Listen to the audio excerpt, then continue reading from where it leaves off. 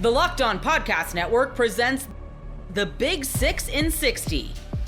The 6 biggest national sports stories from the local experts of the Locked On Podcast Network. Get the real story, why it matters, what's next, who wins the big game, and more, all in 60 minutes.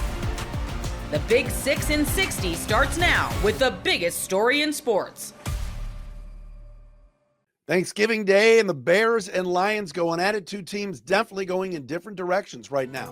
You are Locked On NFL Crossover. Bears and the Lions once again. It seems like, Lauren, these two teams play every year on Thanksgiving. Detroit has won 9 in a row. The Bears have dropped 5 straight. And we are brought to you by our friends at Prize Picks. As always, prizepicks.com. Go there. Go to prizepicks.com/LockedOnNFL. Use the code, all lowercase, Locked On NFL to win $50 instantly when you play $5. Lauren Cox, great to see you, my friend. Bears played better last week, right? Where are the storylines here for Chicago as they limp into Detroit? Yeah, is this the best team ever on a 5-game losing streak right now? Many people are saying. I mean, that's the story of this team, though, right? Like, they find ways to lose. They don't find ways to win. They find ways to lose, whether it's a Hail Mary at the end against the Commanders or a blocked field goal at the end against the Packers or really stinking it up in overtime against the Vikings. Like, they just don't know how to win. And I think for Bears fans, you've been able to find this silver lining of like, hey, last 2 games, Caleb Williams and the offense playing a lot better. So they're not losing because of their quarterback. They're losing more because of their head coach, who the fan base wants to fire anyway. So if you got to lose games, this is probably the best way to lose those games where you still have confidence in your future and also are further cementing the outcome for your coaching staff as well. Let me ask you this. It just, that Tyreek Stevenson play, and the Hail Mary and the antics beforehand and all of that took place. Is that just spiraled and snowballed this thing, that instance, or is that overrated? They've just had some bad luck after that. I think it has spiraled, but it hasn't just been the Tyreek Stevenson. Like, yes, the ending of that Commanders game has spiraled things, but it's bigger than just Stevenson chirping at the crowd after the ball has been snapped and not paying attention to the play. Like, it's the play before the Hail Mary where the Bears didn't really defend the sideline at all and defended the Hail Marys and gave the Commanders a free 20 yards or whatever it was to set up an easier Hail Mary. And after the game, you had players actively like putting their name on quote saying, yeah, we disagree with how the coaching staff handled that. And that's been sort of a theme this season of players not being afraid to say, yeah, we want it done differently. And we don't like the way they decided to run X, Y, or Z, and we need to meet as a team and figure out a way to do this better because the coaching staff just isn't doing things the way we want to. So it's not just Stevenson as the only scapegoat there. It's really a team-wide issue with the coaching staff, and Stevenson's obviously been kind of the easy scapegoat there, but he hasn't been playing that well even when he has been on the field. So there's bigger fish to fry here than just one cornerback. 10-win Lions, 4-win Bears coming up here on Thanksgiving tomorrow. Locked On Lions, Locked On Bears, Thursday crossover on a Wednesday edition. All right, tell me about, Shane Waldron gets fired. Offense seems to be better, but what's been the story and how come it hasn't translated into any W's? Yeah, the offense has so much more like structure and rhythm to it. It's really been a major breath of fresh air. Like, to give you an example here, friend of the show, Matt Waldman from Matt Waldman's Rookie Scouting Portfolio reported that like he's talked to people around the Bears organization that under Shane Waldron, they weren't always designating how many steps Caleb Williams should be taking on his drop back passes. They haven't said, it wasn't like this is a 5-step play or this is a 3-step play. It's sort of a however many steps you need, go back there and do it. Like, there just wasn't always structure marrying the footwork to the passing concepts. And so I think Caleb has benefited from a lot more direct coaching and a lot more direction. I think initially they kind of just gave him the full keys to the car and said, run the offense. You're a number 1 overall pick quarterback. It's all you, go for it. And maybe that was a little bit too much. And now I think they found a lot more of a guiding pathway for Caleb to step up and make plays in the pocket and be more confident in what the play calling is because he's got more structure to lean on. And I think the last 2 games, he's made some incredible plays. He's generally taken pretty good care of the football. He still misses some throws here and there. He's not a perfect QB, but it's gotten to the point where, especially this last week against the Vikings, the defense was a bigger concern in that game than the offense. And we haven't really been able to say that in the last 2 or 3 years. Tell me about DeAndre Swift, former Lion. There are games that I watch the Bears and I go, man, he is running through people and the speed. how big of an addition has he been, and how big of a role will he play tomorrow? Yeah, it feels like it's been hit and miss sometimes with DeAndre Swift, where certainly it was a really slow start to the season, the first handful of games. He looked like a major free agent disappointment and, dare I say, bust for the Bears. And then kind of randomly, he just turned it on. You know, he figured it out. He got more aggressive. He was super indecisive the first few weeks, trying to figure out, you know, waiting for the right hole or whatever. He just wasn't attacking downhill as an explosive, decisive runner. He just was always waiting for something to come to him, and it wasn't there. And he wouldn't just take the yards that the defense was giving him. But he seemed to flip a switch at some point in that process and really broke out and had this big stretch of games where he looked like everything the Bears wanted him to be. And now things are slowing down a little bit again here too. And some of it's been offensive line injuries and not having a consistent group up front. They haven't been run blocking particularly well. Some of it has been getting away from the running game a little bit in games where they're just losing and not able to stick with him. But generally, I think we've kind of come back down somewhere in the middle between bust and stud. And he's been good. He's been fine, but it hasn't been like, I don't think it's been everything you had hoped it would be, but it hasn't been a massive disappointment at this point either. He's doing all right. O-line has been an issue for years. Man, I never think it can get as bad as it gets, and then it gets bad. It seemed like Caleb had a little bit more time against the Vikings, or how's that? I know they've done a lot of shuffling. I know they've gotten rid of some guys. Where is it right now? Yeah, that was maybe the most, I don't say the most impressive, because I think Caleb was still the most impressive part against the Vikings, but I think we all went into that Vikings game afraid that Brian Flores is going to blitz the crap out of this Bears offensive line, and they're going to have no way of picking it up. And that's what happened against the Commanders in that game, and the Cardinals did it afterwards, and the Patriots did too. They seemed to figure out, hey, if you blitz this Bears offensive line a bunch, they can't pass it off properly, they can't communicate it, they can't get it picked up.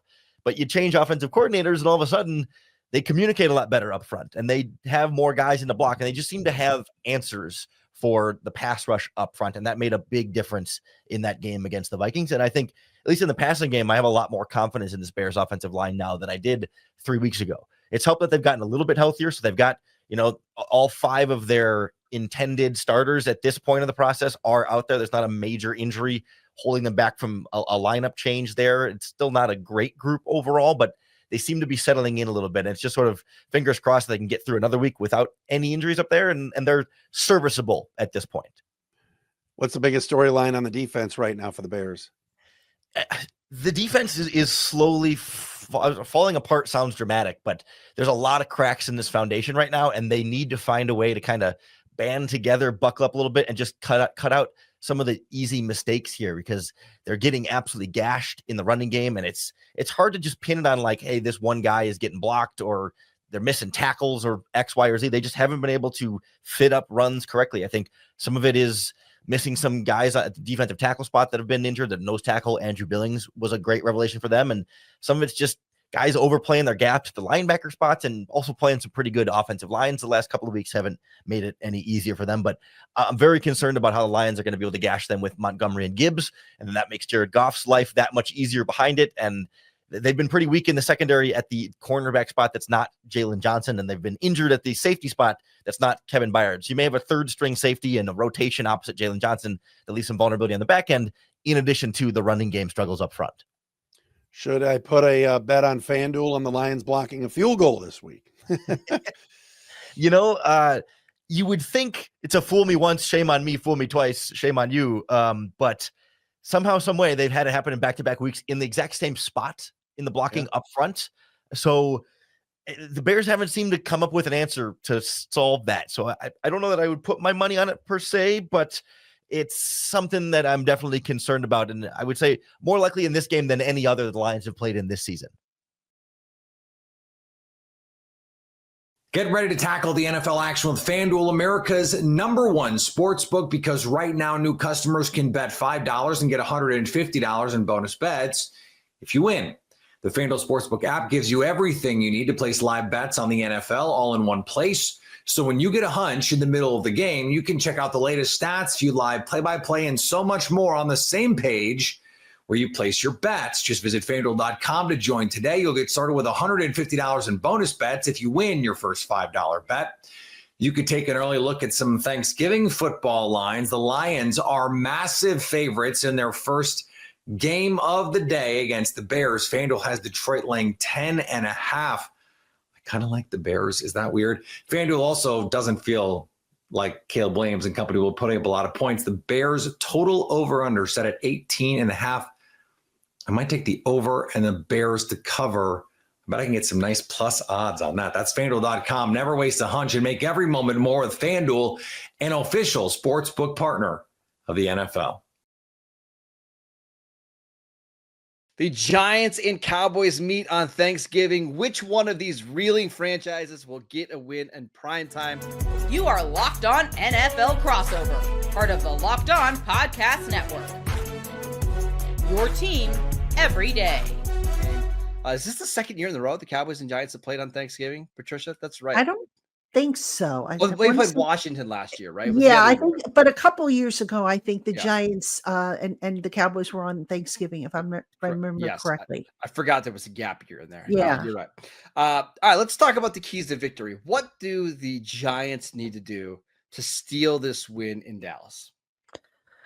Well, it would help if they got the ball to Malik Neighbors. And I'm talking about early on because, look, the kid's right. He's a playmaker. Why would you not put the ball in his hands? I mean, I get it. The Giants didn't have a lot of plays on offense last week. I get it. Tommy DeVito was under pressure, but you got to make more of an effort, I think, to try and get the ball into his hands. So I would start there. I would obviously, depending on who the quarterback is, I think they're going to start off with the run. Because if I remember correctly, the Cowboys' run defense is maybe not as I don't think it's the top 10. Yeah, it's I was bad. trying to be nice. I was trying to be nice. Yeah, there, go ahead. Marcus. No, you're fine. It's not very good. Yes, it's not very good. So, maybe get Tyrone Tracy going. And this is what they tried to do, the Giants last week. They tried to get the run, loosen things up, open up the pass. The problem is the offensive line didn't hold up. So, you talk about keys. The offensive line's got to do its job because right now it's just, you never know what you're going to get with them. And then, on the other side of the ball, you got the run defense, which I mentioned can't catch cold, let alone a running back. And you guys have Rico Dowdle, who's actually playing really well the last couple of weeks. Yeah. So I'm concerned about that matchup because this run defense, like I said, especially on the edges, just can't seem to stop anything. Yeah. So I think if they can, stop the run, which is a tall order, protect the quarterback. I know this sounds, basic, but this is what it comes down to. And then, force, I guess Cooper Rush is going to play. I don't know. I know he's banged up, but he's going to play. Yes. Okay. And force Cooper Rush to make a few mistakes. Maybe the Giants sneak by with a win. I'm not counting on it, but look, maybe it happens. Well, and the thing, whenever you have backup quarterbacks in the game, there's a lot of randomness that can happen, right? You get more fluky things that happen, tip passes, drop snaps. We've seen Cooper Rush now drop a snap in 3 straight games. He gets the ball tipped at the line of scrimmage a lot. So again, all that kind of stuff is way more likelier to happen when you have a backup in the game. For Dallas, the key to victory is as soon as number 97, Dexter Lawrence, gets off the bus, you need to double team him. You need to have 2 guys blocking him on every single snap. And even then, that might not be enough because we've seen him all year long. I mean, teams are just doubling him at an absolutely absurd rate. And sometimes it still doesn't matter because he can be that good. The game that he had against Pittsburgh earlier this year didn't have a sack. One of the most dominant games you'll ever see from a defensive tackle. So if you can maintain him or try to control him a little bit and slow him down, I do think the Cowboys can run the ball. And Patricia, you're right. Like Dallas has run the ball better in the last couple of weeks. If they can run the ball with Rico Dowdle and eliminate Cooper Rush having to throw the ball 30, 40, 55 times like he did against Houston, they're going to have a shot in this game. But to me, the big key is Micah Parsons. When Micah plays well, this team has a chance in every game. He was all over the field last week against Jaden Daniels, and it's why Washington did next to nothing in the first half of this game. If he can rattle who's ever at quarterback, if they can line him up over whoever's at left tackle, whoever's at right tackle, and if he can take over this game, I do think the Cowboys are going to be able to win. Yeah, I'm concerned about, like I said, the offense, the Giants offense, the worst in the league right now. I mean, they can't score worth a dime.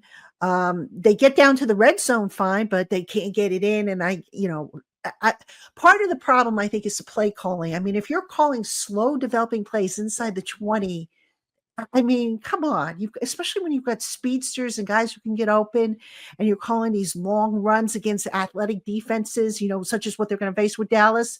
So, there's just so many things the Giants have to overcome for this one, and I just don't know that they can. I just think, at this point, Well, let me it give is you what it is.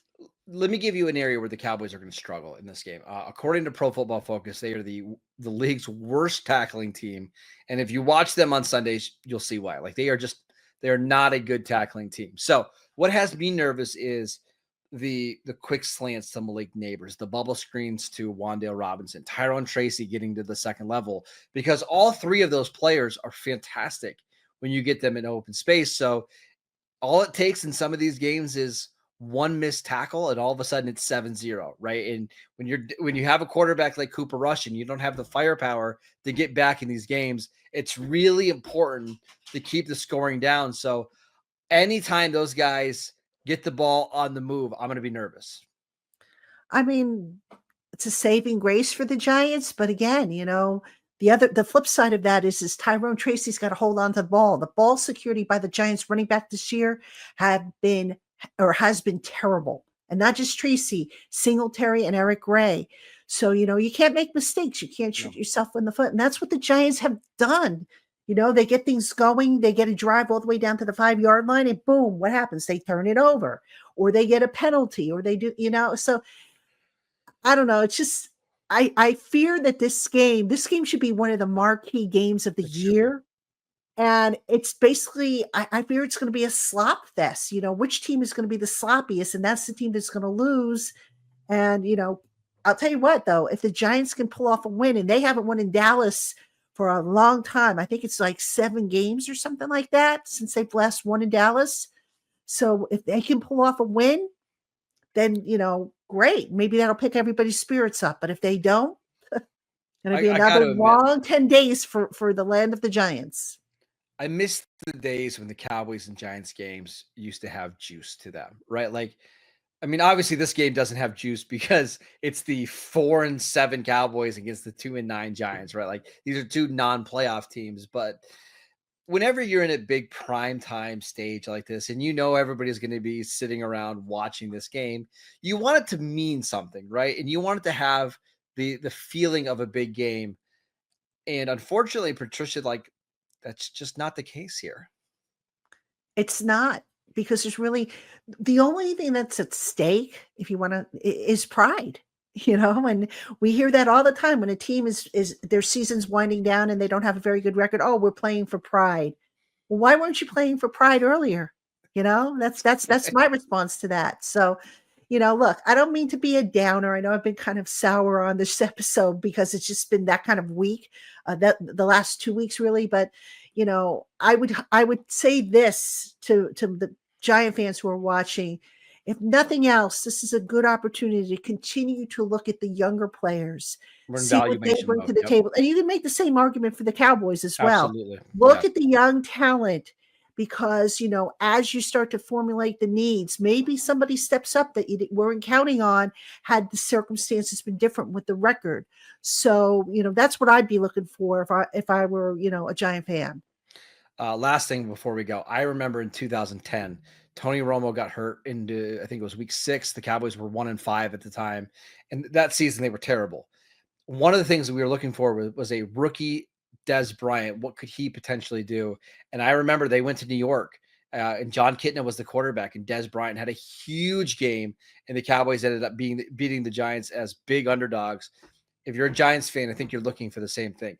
Can this be the game that Malik Neighbors takes over and has his version of like that Randy Moss 1998 game? Probably not, but I think it's at least worth watching here on Thursday afternoon. The tundra will most definitely be frozen on Thanksgiving as the Packers welcome the Dolphins. You are Locked On NFL Crossover, part of the Locked On Podcast Network. Your team every day. Welcome inside another crossover Thursday. Locked On Packers, Locked On Dolphins. I'm Peter Bukowski, of Locked On Packers, Kyle Krabs from Locked On Dolphins.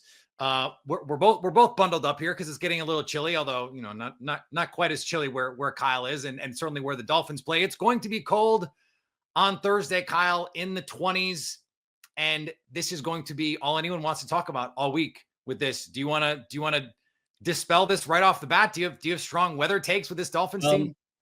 No, because I think the numbers do speak for themselves. Now, granted, they don't get a ton of options to play in this kind of weather. It's a handful of times per season. If you're lucky, it's maybe one or two. But I think that this talking point has certainly just compounded by the fact that they went and played in Kansas City in the wild card round in a nationally televised playoff game and just laid down and looked like they were ready to get off the field by about midway through the second quarter.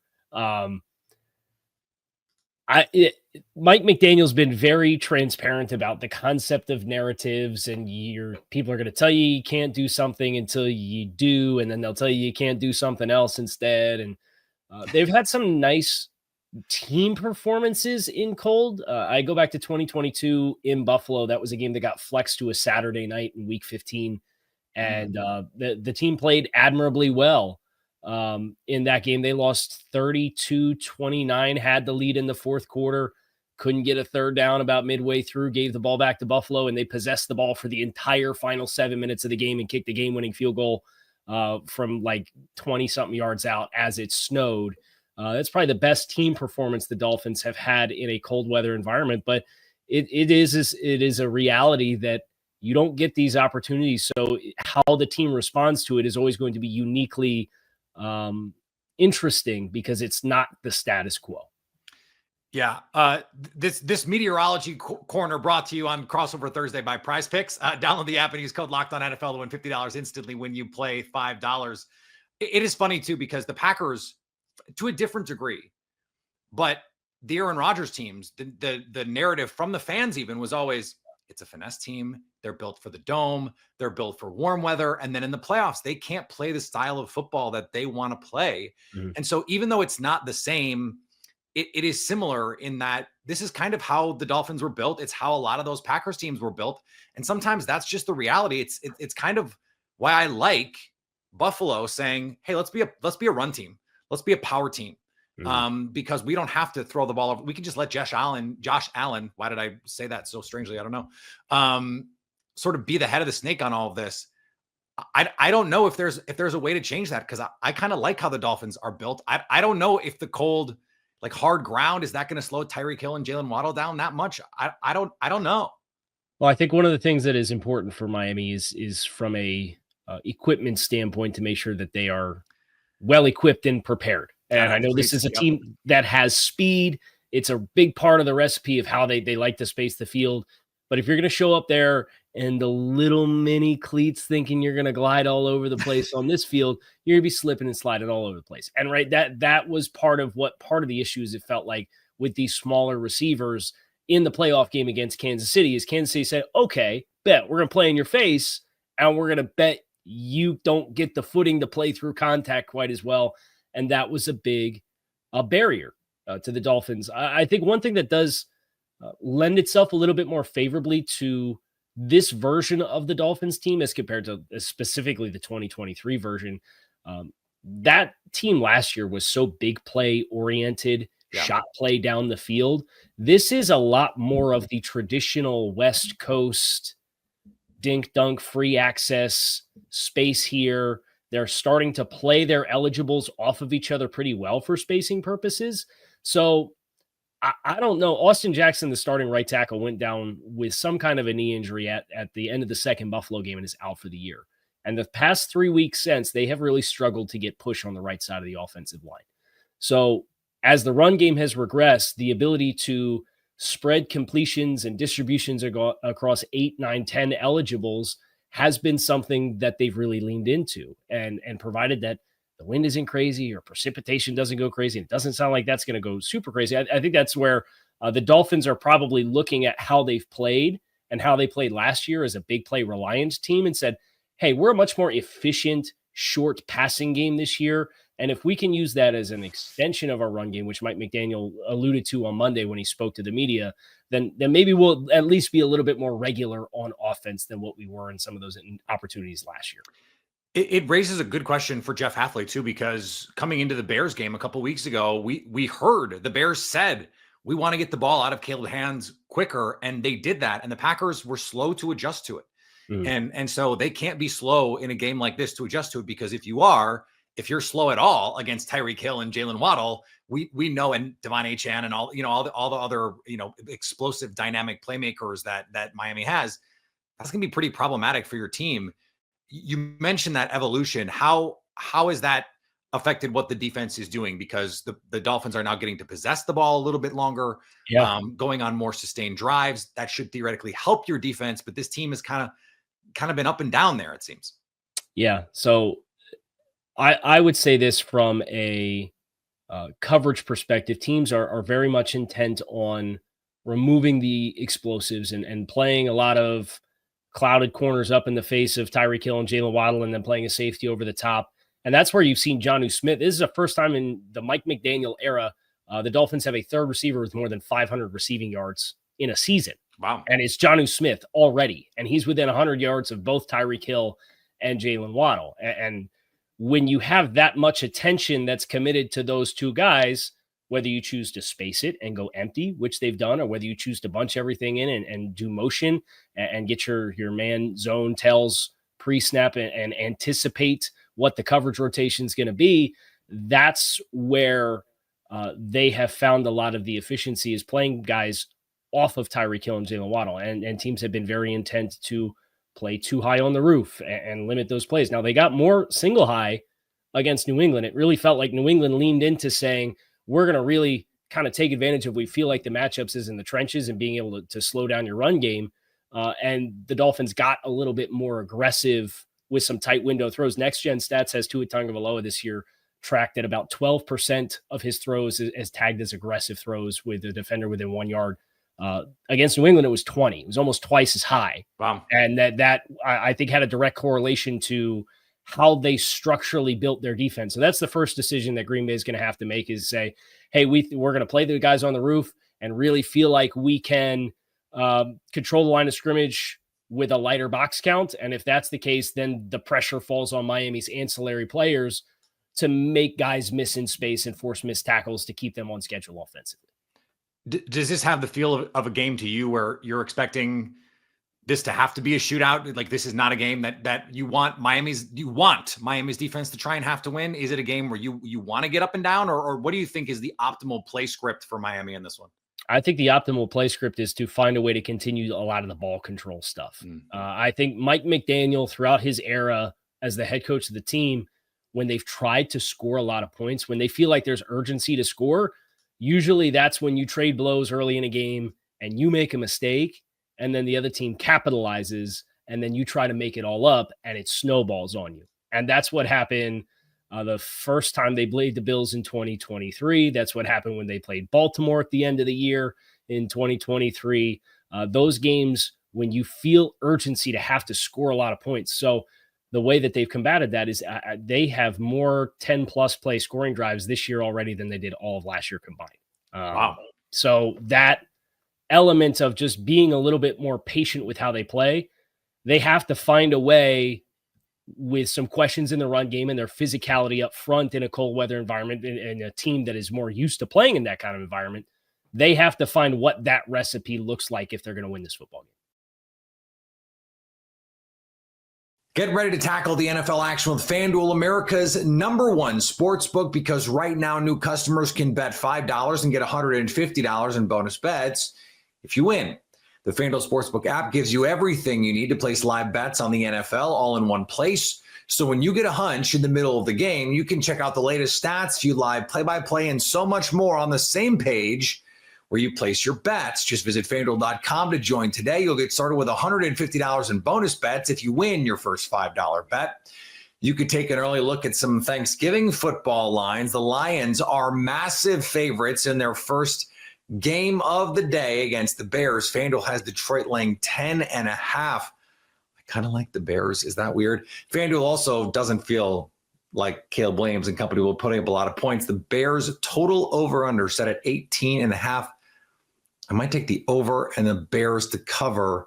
I bet I can get some nice plus odds on that. That's FanDuel.com. Never waste a hunch and make every moment more with FanDuel, an official sportsbook partner of the NFL. We're talking about Georgia Tech clean, old-fashioned hate. You are Locked On Bulldogs, your daily podcast on the Georgia Bulldogs. Part of the Locked On Podcast Network, your team every day. We are giving out them locks. We are talking about it. And let's begin with this Georgia Tech game that is going to be in Athens this Friday, tomorrow after Thanksgiving. So get the leftovers. And if you are so foolish as to not prepare your own special side of leftovers that are just for you and no one else, that was a mistake. Hide them. Guys, you got space somewhere. All right, let's not. We need to get into the content of the show, but this is a public service. You make a certain amount of food in separate containers, and then you store it away. You don't even put it out. You eat out of the communal food. Yeah. Okay. But what if all the mashed potatoes get eat up? Like, you can't have that. You have public consumption and you have private consumption. You have a private stash of all of the essentials for that sandwich, which is bread, turkey, gravy, mashed potatoes, gravy, cranberry sauce, bread. That's how you make a sandwich the day after Thanksgiving. Daniel, the line for this game is 19.5 over at FanDuel. The over-under is 51.5. The juice, if you just want to bet, money line is 14.50, meaning all of that, for those of us who don't understand this, Georgia is favored by a lot. They anticipate, Vegas anticipates Georgia coming out and steamrolling the Ramblin' Wreck of Tech. Yeah, that's right. Daniel, let's get into the preview of this game. We gave a little bit out earlier this week. We anticipate that no one under the sun, including Kirby Smart, and by all indications, so far in the pressers, he understands. He knows the assignment. He's not overlooking Tech because this is a team that can run the ball very well and milk the game and string it out and get 4 yards, 5 yard chunks here and there against a defense that is, again, just to clarify, Georgia Tech's run defense is better than our run defense. They have a running mobile quarterback. Statistically speaking, they have a very mobile quarterback. They have true freshman Haynes Keene. Does not look healthy. We anticipate this is going to come down to the game. Can we stop the run? If we can, game over. If we can't, long afternoon in Athens Friday. Daniel, what is your prediction for this game? Well, I actually think Philo's been throwing it better, especially this last game. Had that game-winning drive against NC State. Game on his shoulders, marched him down the field, passed for over 250 yards in the game against NC State. I think he's coming into his own, but I do fear the run more than I fear the pass, as you said, when it comes to Georgia Tech. And so you would think under would be a play, 51.5. Georgia Tech, we already said Brent Key's going to try to stretch this game. He's going to try to milk this clock. Stoops 2.0, y'all. I anticipate it's shortened, abbreviated possessions, all of that. But the under doesn't make me feel great. We're talking 25-27. The game has hit the over. Yeah. Are you on the over? Let me ask you that. I'm not on the over. It doesn't make me feel good either way. Okay. Yeah. I think that there's a lot of scenarios here that this could play. I think you could have a low scoring, rock fighty. You mentioned Stoops 2.0. I think you could get a Kentucky type game here. I also think you could have a game where Georgia's offense maybe sputters around early, but then gets loose late. I think you could have a game. I think you could have a game where Georgia's offense gets loose early, and then Georgia kind of coasts to a victory. All three of those scenarios, Clint, make me want to do something that I have never done in the history of the Locked On Bulldogs podcast. He's going to give it a lock. This was a tenet that we said never to do, and he's breaking one of the tenets. I apologize to no one. I am absolutely, without a doubt, locking up Georgia Tech plus 19.5. No one is taking this game seriously enough. No. I'm reading things on the internet about Georgia, 100% likelihood to make the college football playoff. No, because there's a percentage chance Georgia straight up loses this game. Georgia Tech is going to try to ugly this game up. I really think this game could be inside of 7 points, much less inside of 20 points, Clint. I think even if Georgia wins comfortably, we're talking about a 14 to 17 point win for the Bulldogs, maybe a backdoor cover situation. Brent Key's not going to let his foot off the gas. If he's got to score against Georgia, he's going to try to. So even if Georgia gets loose early and Carson Beck is cooking, I think you could see the defense give up a late score and maybe a backdoor cover here. Obviously, I'm not rooting to make money in this situation. I hope Georgia wins by 40, and I am just cackling all the way through the game. But if you want to know my honest, put money on it opinion, I am going to take Georgia Tech plus 19.5. I think Georgia wins, Clint, but I see this game being very much in the 24 to 17 type of range, much more so than I see it being like 45 to 20. This is going to be a game where at the end of it, you and I are going to be happy. We're going to be getting on the overreaction on Friday and we'll be right here on Friday night. Glad we got the win. Let's move on. Like, we got out of Athens with a win, and that's going to be, hopefully, fingers crossed, the biggest takeaway, because this game has the propensity to have that sway of, oh my gosh, yeah, it's not going to be 35-7. It's going to be 21-24, which Dog fans are going to be all in an uproar and really mad about it. I don't have a lock in this game. I can't lock up Georgia Tech because I believe in tenets that you always hold, if not the things that you set out to do. Who are we? We're just animals at this point. And some of us are animals, and I can't stop it. Okay. No. So I don't have a lock in this game. My lean also, I don't hate Daniel's lock, though. That is the right side of the bet. Okay. So I do think you of all the games, you come out of this, Georgia fans, don't get it twisted. You come out of this game winning the game. Nothing matters. You're going to the SEC championship game, Georgia fans. You got a big game. You get to sit back on Saturday night, College Station, Texas, just watch a little television and see who it is that you're going to get to play in that SEC championship game. That game, I believe, is going to be a dogfight. Oh, I think. Wait till segment 2. I think Georgia. Just because I think I'm locking up Tech plus 19.5 doesn't mean I don't think Georgia could win this game comfortably. If Georgia wins this game comfortably, you get a little rest in the fourth quarter for some of these guys. You got an extra game next week. Georgia fans are up in arms about that. I think that could be huge if Georgia's able to get off to a fast start. Maybe you get a backdoor cover from Tech. But I don't think blowing them out is outside of the realm of possibility. I just don't see it happening. Yeah. I think this Tech team is much scrappier than people are giving them credit for. Get ready to tackle the NFL action with FanDuel, America's #1 sportsbook, because right now new customers can bet $5 and get $150 in bonus bets if you win. The FanDuel Sportsbook app gives you everything you need to place live bets on the NFL all in one place. So when you get a hunch in the middle of the game, you can check out the latest stats, view live play-by-play, and so much more on the same page where you place your bets. Just visit FanDuel.com to join today. You'll get started with $150 in bonus bets if you win your first $5 bet. You could take an early look at some Thanksgiving football lines. The Lions are massive favorites in their first game of the day against the Bears. FanDuel has Detroit laying 10.5. Kind of like the Bears. Is that weird? FanDuel also doesn't feel like Caleb Williams and company will put up a lot of points. The Bears total over-under set at 18.5.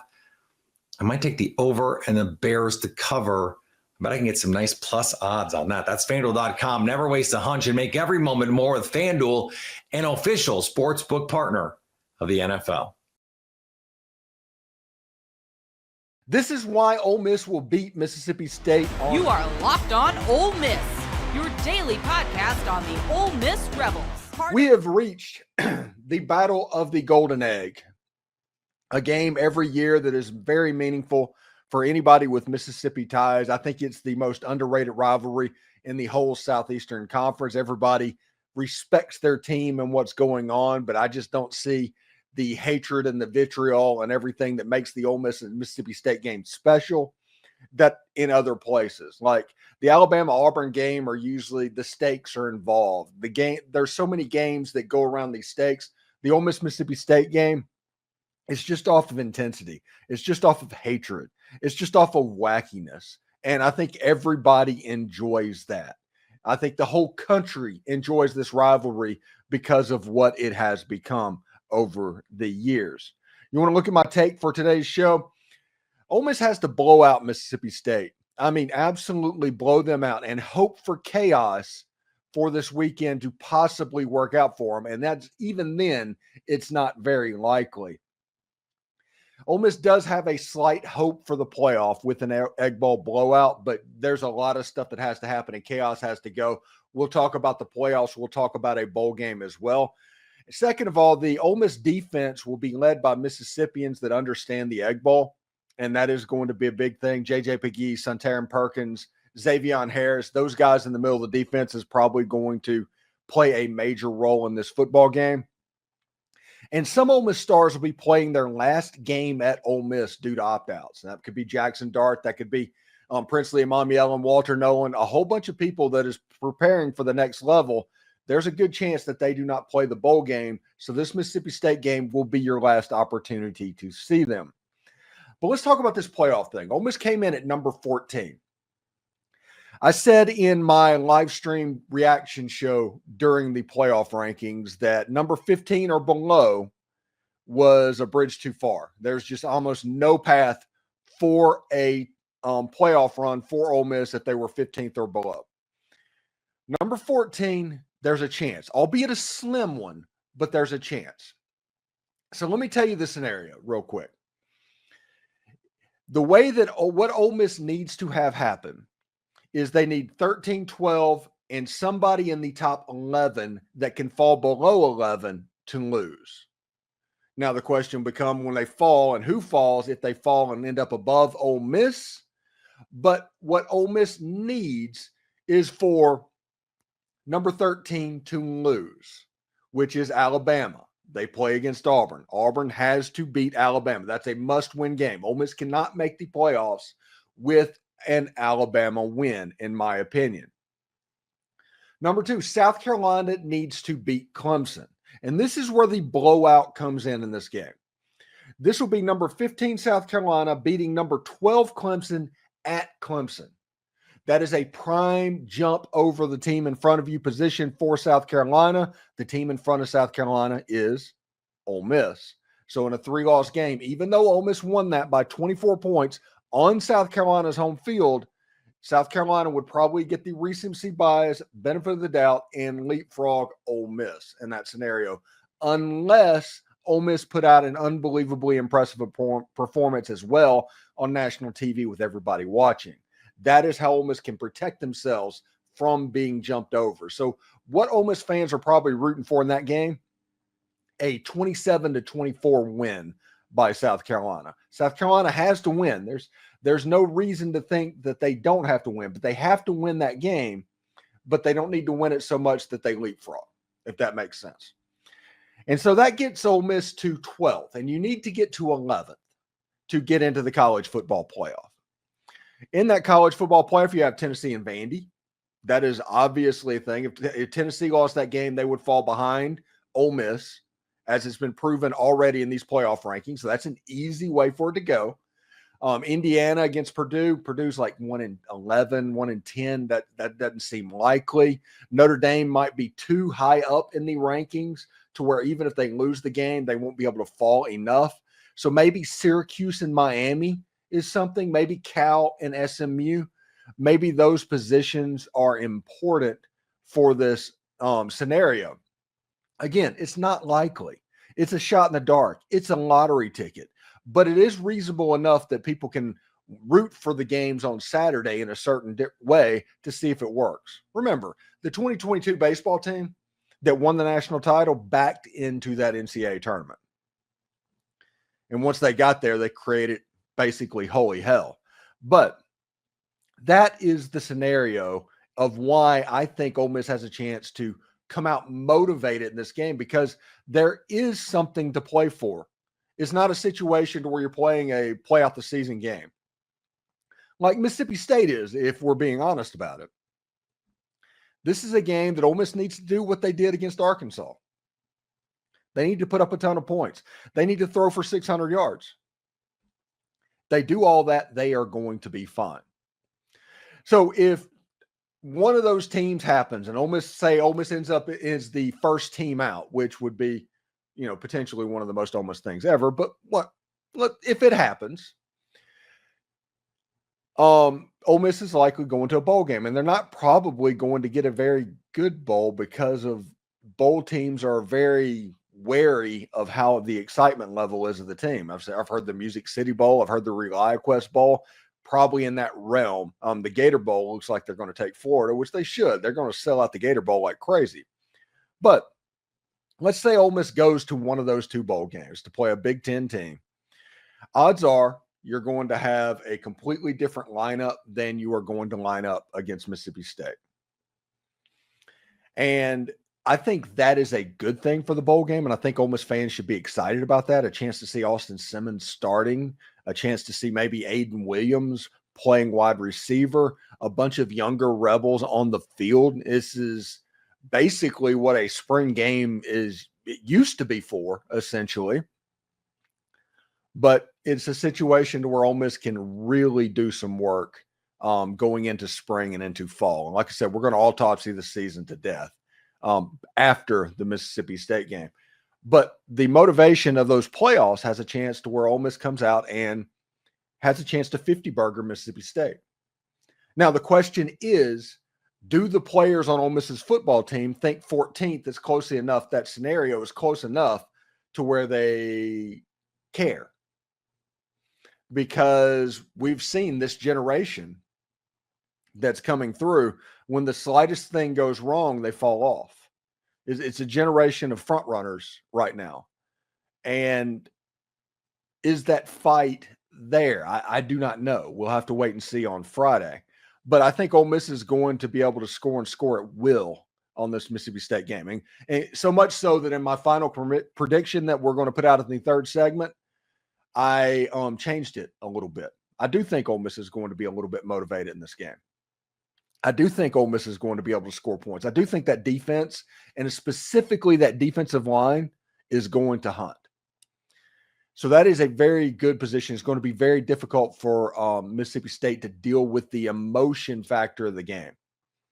Mississippi State's going to come in and play harder than they have all year. That's not going to change. The Mississippi State game, Ole Miss game, it's going to be a very hard played game. But the emotion factor and actually, why are we doing this? Why are we playing as hard as we're playing? That's kind of tilted on Ole Miss's side, and that's problematic for Mississippi State right now. And we'll see exactly how it goes.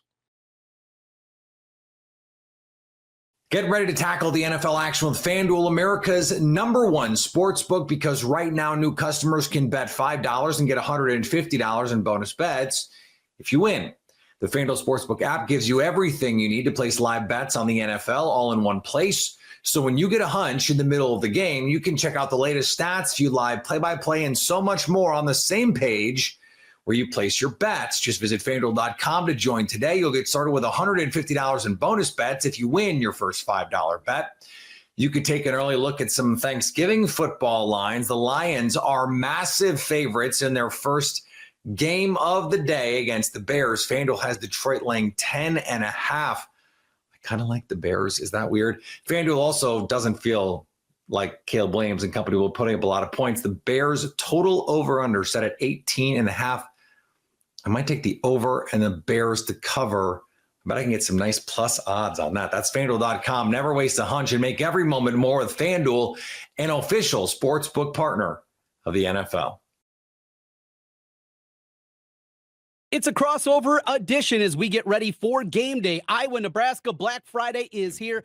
Well, we've been talking about this matchup throughout the course. I mean, it's a spring-summer matchup that we talk about a lot here in the state of Iowa. Black Friday, the conclusion of the season. And we've always been waiting for this game really to matter for both teams. And we thought potentially Nebraska might be playing for bowl eligibility. That changes with the win last week against Wisconsin. So it's another season where there isn't anything hugely tangible on the line. However, there's a lot of people out there, and I want to get your perspective on this, that believe maybe they're playing for Tampa, that whoever wins this game is going to lock their ticket up to go to Tampa, the old Outback Bowl, now the ReliaQuest Bowl. And that is a great destination for a bowl game. Iowa's been there a ton. So that's at least something for these teams to play for outside of the trophy. Yeah, I know Nebraska's not been to Tampa for a bowl game, familiar destination for the Hawkeyes. As you mentioned, Nebraska's been to Jacksonville and, of course, historically to Miami and other places in the state of Florida. Huskers have been to Orlando and a Citrus Bowl. Yeah, I think that the ReliaQuest Bowl was in Lincoln, had a rep in Lincoln last week for the Nebraska-Wisconsin game, if that means anything. And I think with the 7th victory, Nebraska would kind of move into consideration. Generally, it takes an 8 or 9 win team for that New Year's Eve window.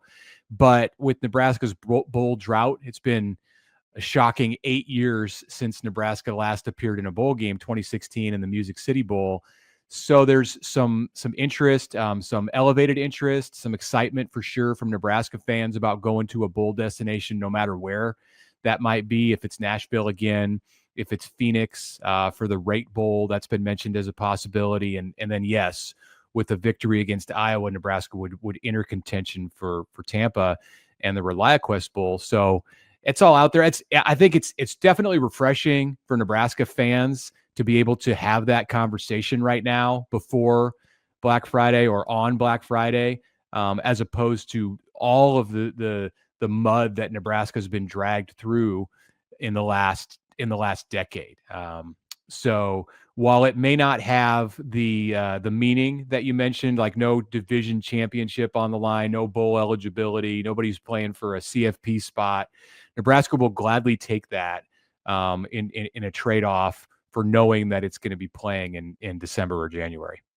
Yeah, different feel for this one, and certainly a lot of disappointment over here on this side of the river. The way the Iowa season has gone, 7-4 going into the finale here again on Black Friday against Nebraska. You guys punch your ticket in. You're into bowl season, and that's something you mentioned, the drought that has been there. What was it like throughout the course of this week? A short week, obviously, have the Black Friday game, but also just getting that bowl eligibility. One of the huge kind of, ammunition that Hawkeye fans certainly use on social media against Nebraska fans. And, if you're working in the office and you got a Husker fan there, you've been able to throw your quips. What's it been like? Finally, at least getting that first step, that first breakthrough here for this program under Matt Rule. Yeah, it's definitely been one of the talking points this week and coming out of last Saturday at Memorial Stadium against Wisconsin. Of course, it was a celebratory atmosphere, and it didn't go down to the final seconds like many of the Wisconsin games, like many of the Iowa games have gone in the last few years. Nebraska was able to get some separation and win by 3 scores. So when the game was in the final minutes and it was in hand, party atmosphere, a lot of trolling of the Badgers going on inside the Nebraska stadium, which on the scoreboard and such, they played the House of Pain jump around, which is just a completely new vibe, a totally new experience for Nebraska fans to not only beat Wisconsin, it's been since 2012, but to be able to rub it in the Badgers' face a little bit. They're more accustomed to being on the other side of that, and they've experienced that from Iowa, whether it's Keith Duncan blowing kisses to the Nebraska fans after the 2015 field goal to win the game, or last year. And Matt Rule brought this up. I had forgotten about it, but Matt Rule brought up in his Monday media availability this week, the Iowa players waving and saying Merry Christmas to the Nebraska fans and players as they left the field with a victory that, of course, kept Nebraska out of a bowl game last year. And that was another walk-off field goal, just a wild finish in Lincoln last year, where Nebraska seemed to have at least overtime secured, but through an interception, and then Iowa with the backup kicker was able to win it. So this week, Trent has been different, different than the normal like Thanksgiving week, and the whole month of November has been colored by this Dana Holgerson situation with the the Iowan, Mount Pleasant, Iowa. Grew up a Hayden Fry Hawkeyes fan, and of course former 13-year coach in the Big 12 is Nebraska's offensive coordinator in his third game. Just came in out of nowhere in the middle of late in the season during a bye week. Here you go. Here's a new offensive coordinator, doesn't know your system, doesn't know your plays, but he's going to be calling everything for the rest of the way. And in game 2 under Holgerson, it went very well. 44 points was a high in the Matt Rule era for the Huskers. Today's episode of Locked On Nebraska and Locked On Hawkeyes is brought to you by Game Time. Download the Game Time app, create an account, and use code Locked On College for $20 off your first purchase. Mitch Sherman from the Locked On Nebraska perspective. I'm Trent Condon on Locked On Hawkeyes. Give you an overview here, and then we'll get kind of a season-long overview from the Nebraska side. This has been a hugely disappointing year for Iowa. Comes into the year, 19 returning starters from a year ago. And though I don't think there was many Hawkeye fans that believed they were going to go into the shoe and beat Ohio State, they knew there were going to be other difficult games. You look at the crossovers, you look at kind of the way the schedule played out.